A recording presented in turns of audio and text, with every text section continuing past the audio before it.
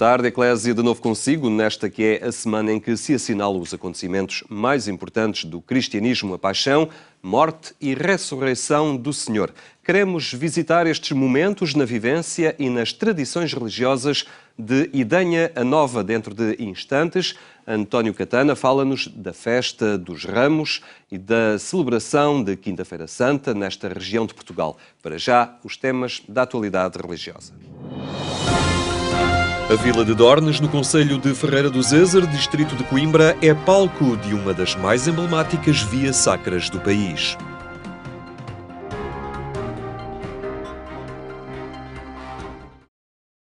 Todos os anos, milhares de pessoas acorrem à vila de Dornes, situada numa pequena península à beira do rio Zezer, para pedirem a proteção de Maria num santuário dedicado a Nossa Senhora do Pranto. O início da Semana Santa é marcado pela recriação dos últimos passos de Cristo até à cruz, iniciativa cuja tradição remonta à segunda metade do século passado. Na altura, o bispo de Coimbra, Dom Francisco Rendeiro, manifestou a sua vontade em peregrinar a pé até Dornes.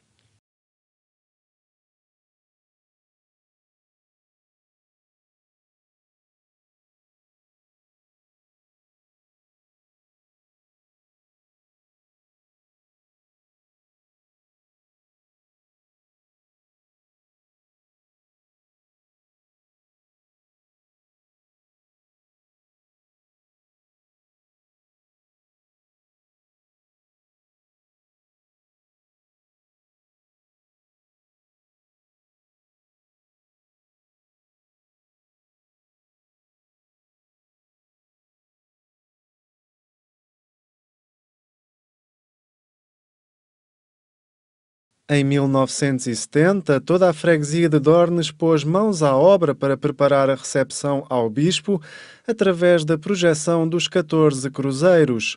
Atualmente, essa mesma força está presente na preparação e realização da Via Sacra, para além da Associação Recreativa Filarmónica Frasoeirense e do Conselho Social e Económico do Santuário, mais diretamente responsáveis pela organização. Participam ainda pessoas dos mais diversos grupos do concelho de Ferreira do Zezer.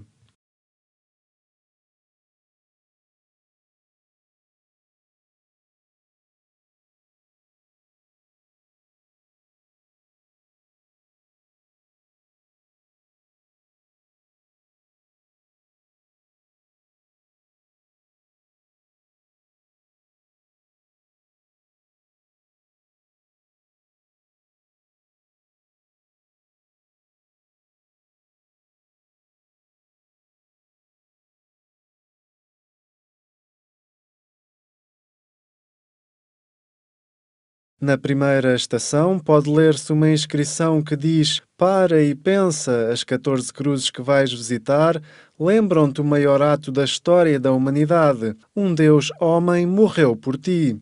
Muitas pessoas vêm para agradecer a Cristo por este sacrifício, outras acorrem a Dornes para pedir a sua intercessão para as suas doenças e enfermidades.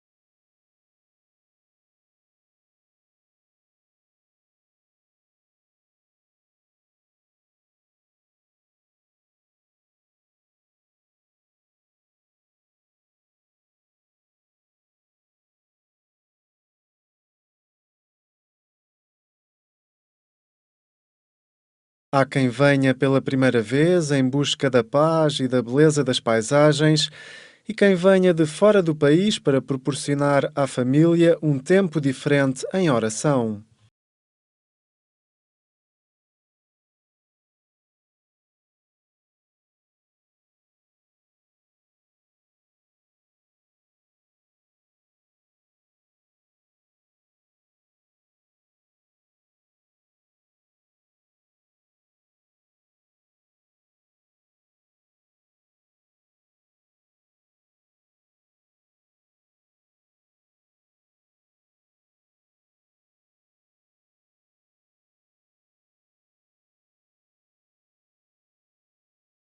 Independentemente das motivações das pessoas, esta caminhada acaba por assumir-se como um polo de fortalecimento e preservação da religiosidade das comunidades no centro do país, sobretudo junto das gerações mais novas.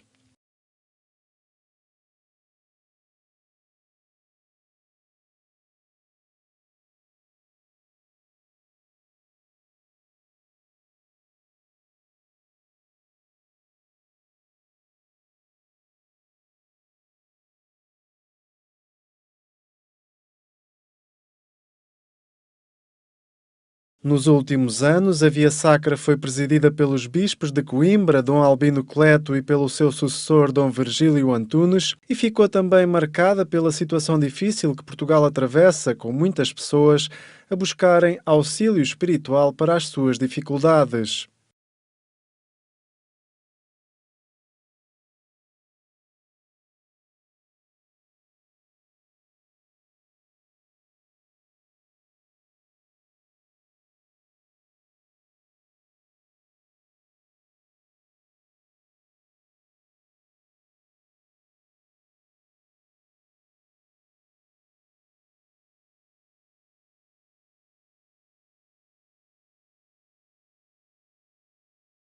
A Via Sacra em Dornes, no concelho de Ferreira do Zezer, uma das tradições religiosas em destaque durante a Semana Santa.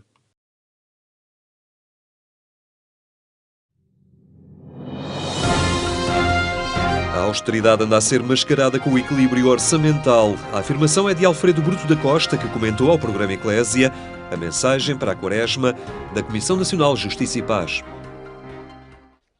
Pobreza e riqueza de Deus e dos homens é este o ponto de partida para a reflexão quaresmal da Comissão Nacional Justiça e Paz.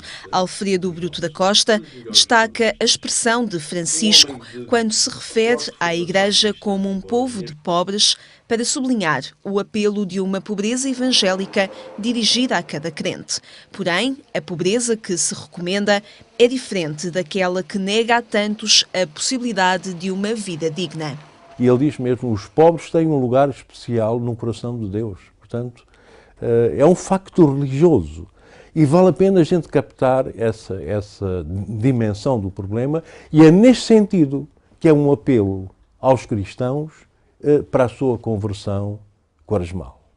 O presidente da Comissão Nacional Justiça e Paz refere que a vivência cristã da pobreza nada tem a ver com resignação perante propostas de austeridade que sacrificam a qualidade de vida das pessoas em função dos interesses dos mercados. Nesta linha, a Comissão Nacional Justiça e Paz sublinha o repto do Papa, que desafia os cristãos a preocuparem-se com esse mal social que é a pobreza do outro.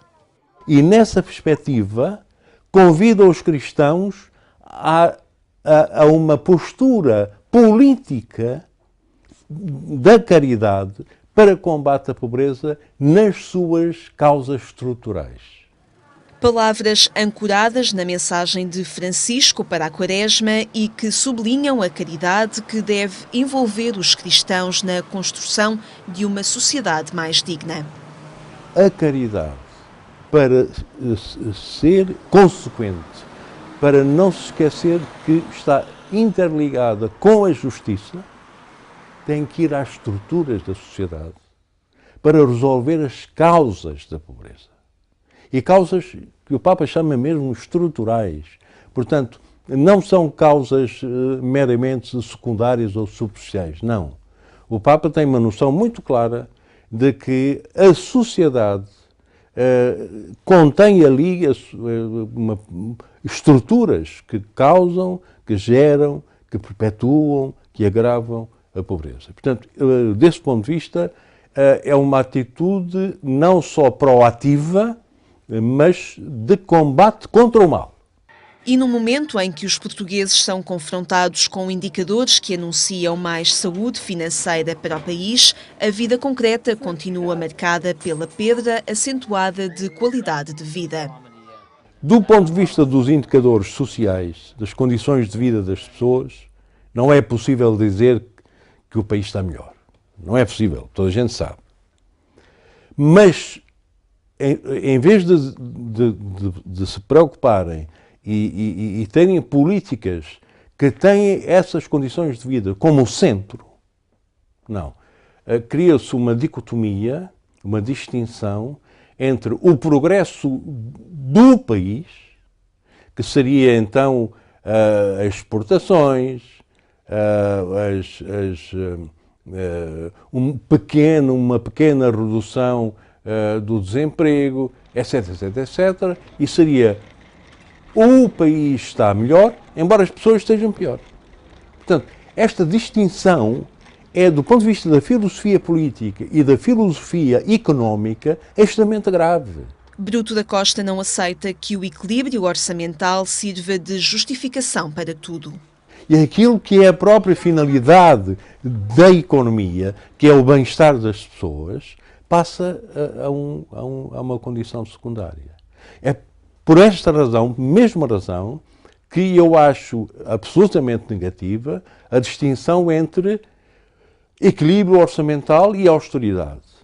Para não dizer que há mais austeridade, ou que a austeridade é grave, diz-se, não vamos falar em austeridade, vamos falar em equilíbrio orçamental. É um disfarce. É retirar as coisas, o foco da atenção do que é importante para o que é instrumental. Alfredo Bruto da Costa reconhece ainda que hoje a ética é um atropelo para as regras do mercado e por isso foi esquecida e ignorada, com consequências que agora todos experimentam na sua vida.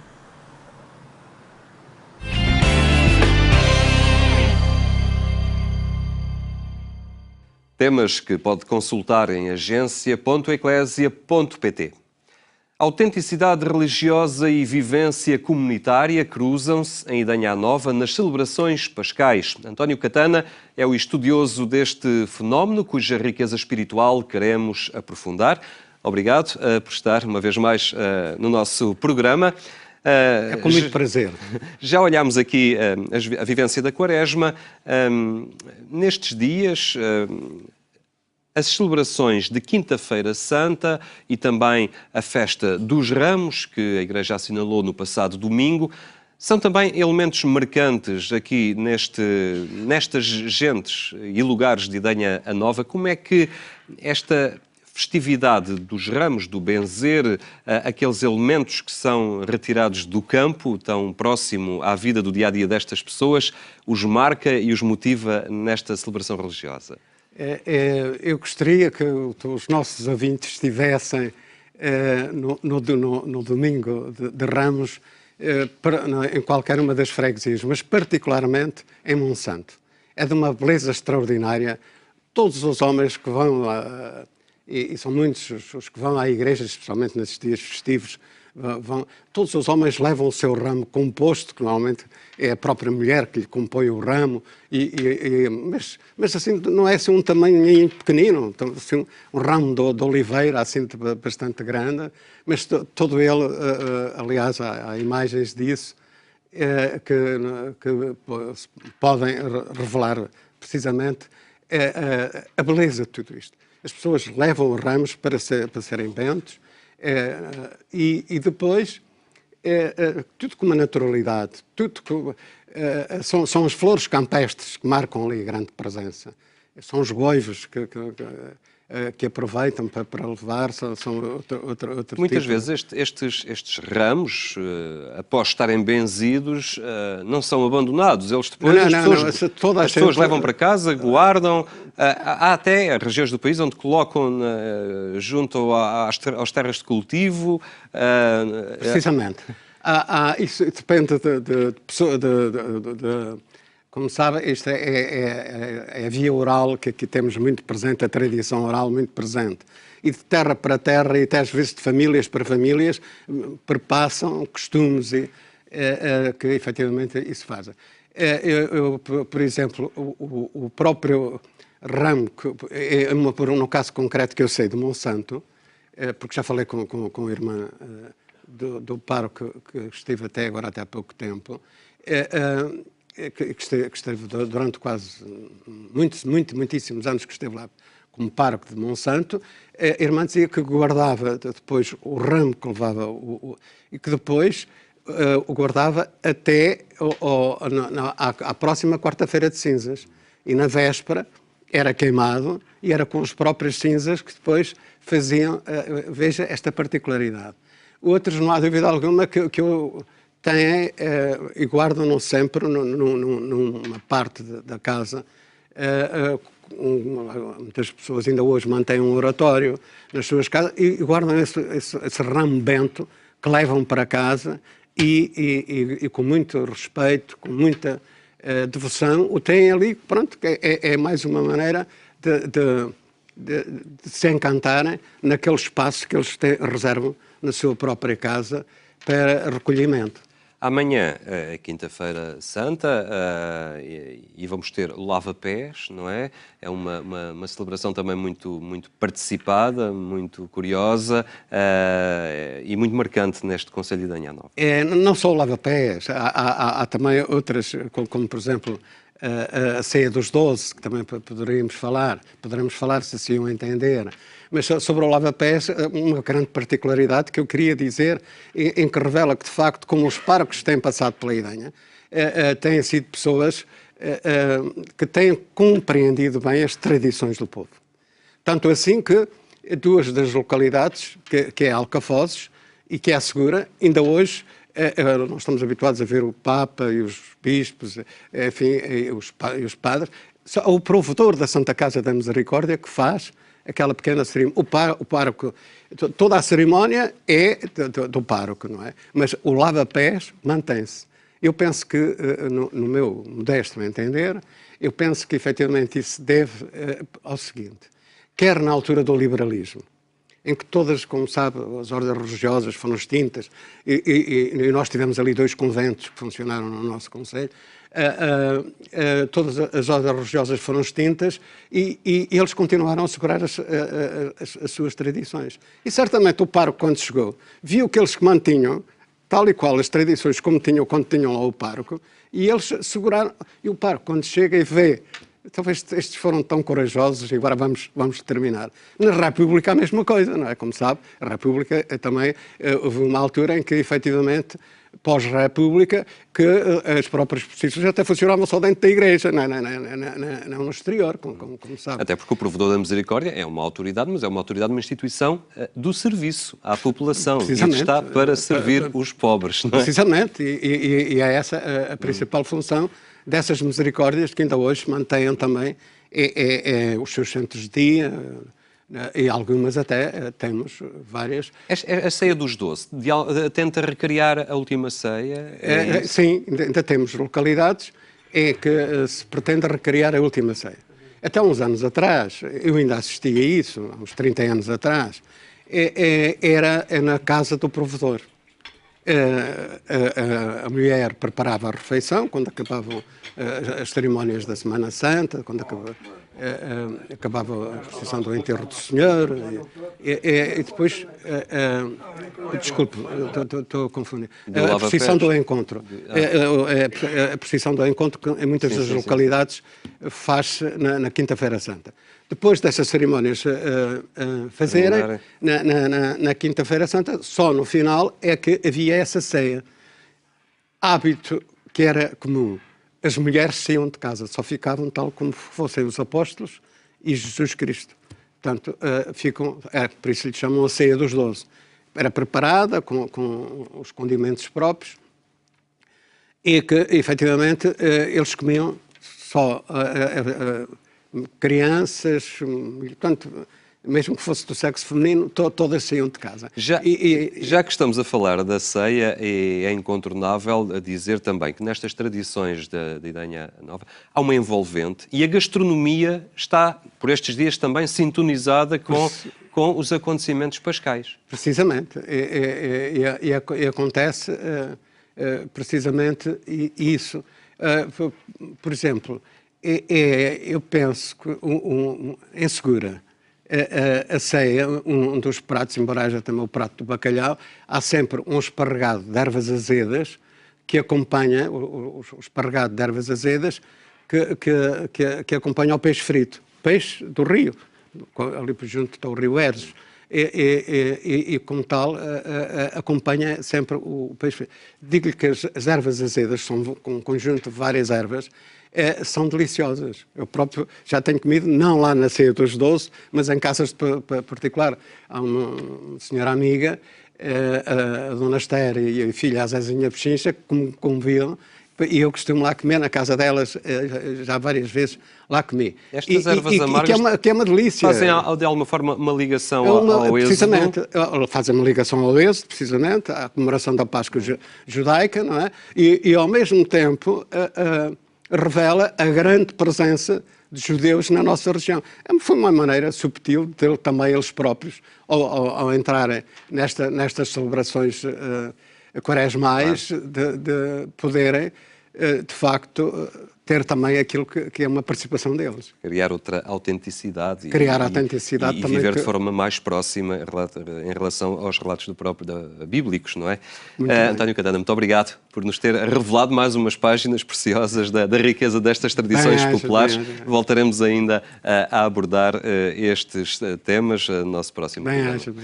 A Festa dos Ramos e o dia de Quinta-feira Santa, na identidade religiosa das gentes de Idanha Nova, centrarem hoje a nossa reflexão neste programa, que amanhã estará de volta. Tenha então uma muito boa tarde. Até amanhã, se Deus quiser.